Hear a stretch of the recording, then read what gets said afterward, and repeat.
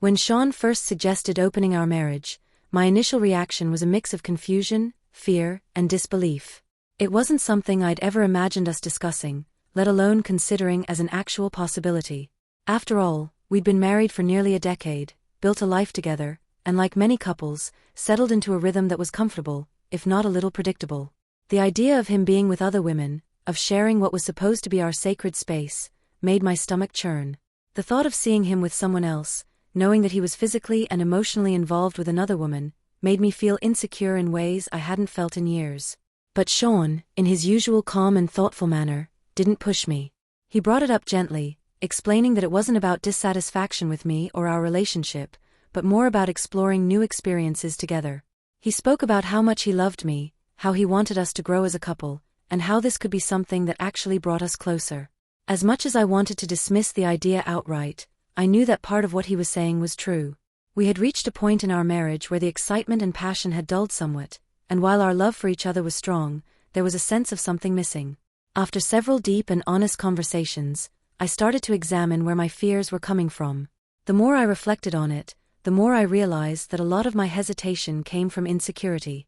I was afraid that I wasn't enough for Shawn, that being with other women would make him realize what I lacked, or worse, make him fall out of love with me.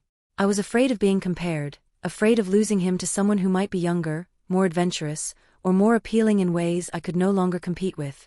Yet, as we talked through my concerns, I began to understand that these insecurities weren't really about our marriage, they were about me. They were fears I'd been carrying long before Shawn ever brought up the idea of an open marriage. I realized that if we were going to move forward, it wouldn't be about convincing myself that everything would be fine, but about addressing these deeper personal fears. So we started slowly. We set clear boundaries from the outset. We agreed on rules, what was okay and what wasn't, and we promised to always be open and honest with each other. No sneaking around, no secrets, just transparency. If something made one of us uncomfortable, we'd talk about it and adjust the boundaries as needed. And most importantly, we agreed that if, at any point, it felt like this was damaging our relationship, we'd stop. Our marriage, and our connection to each other, would always come first. When Shawn went on his first date, I was a wreck. He texted me throughout the night, keeping me updated and reassuring me, but I couldn't shake the pit in my stomach.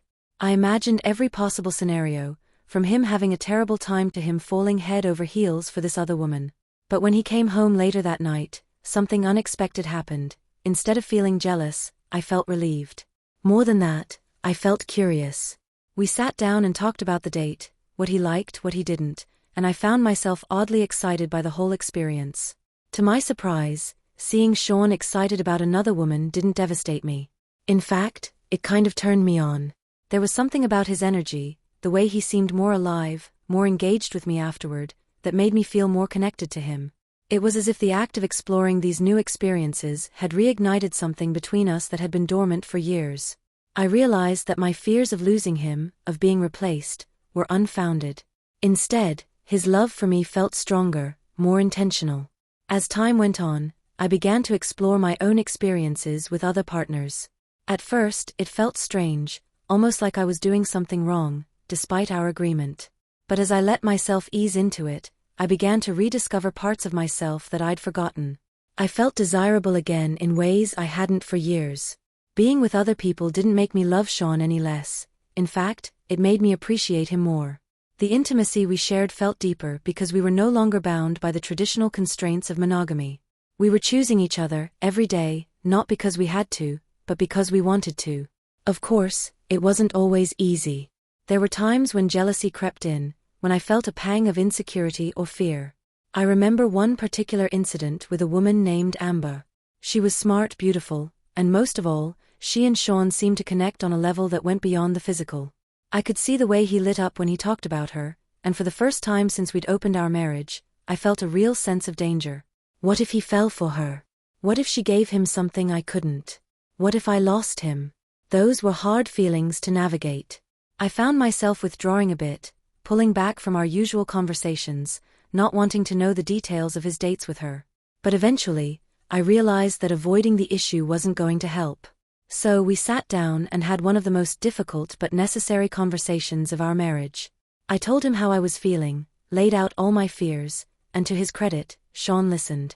He reassured me, but more than that, we worked through those feelings together. We examined why Amber's presence made me feel insecure and talked about what I needed to feel safe in our relationship. That experience was a turning point for us. It taught me that jealousy isn't necessarily a sign that something's wrong. It's just an emotion, like any other, and it can be worked through with trust, communication, and honesty. I also learned that being in an open marriage doesn't mean you stop feeling vulnerable. In fact, it often brings your vulnerabilities to the surface in ways you might not expect. But by confronting those vulnerabilities head-on, rather than letting them fester, we became stronger as a couple. Open marriage isn't for everyone, and I'm not here to pretend that it's some magic solution for relationship issues. It requires a level of communication and emotional maturity that not every couple is ready for, and there are times when it's incredibly challenging. But for us, it's added a new dimension of honesty, growth, and passion to our relationship. We've learned to be more open with each other, not just about our sexual desires, but about everything, our fears, our insecurities, our hopes for the future. Through this journey, I've come to see that love isn't a finite resource. Shawn's love for me doesn't diminish just because he cares about or is attracted to someone else. If anything, our love has deepened because we've allowed each other the space to explore and grow as individuals, while still coming back to the foundation of our marriage. We're more connected now than we've ever been, and the trust we've built through this experience is stronger than anything we had before. There have been moments when I've questioned whether this was the right path for us, whether the risks were worth the rewards. But every time I've had doubts, we've faced them together. And each time, we've come out the other side more certain of our commitment to each other. In the end, what matters most to me is that Shawn and I are still in this together. We've chosen to navigate this unconventional path, not because it's easy, but because it works for us. Our marriage is stronger, more vibrant, and more alive than it's been in years. And for that, I'm grateful.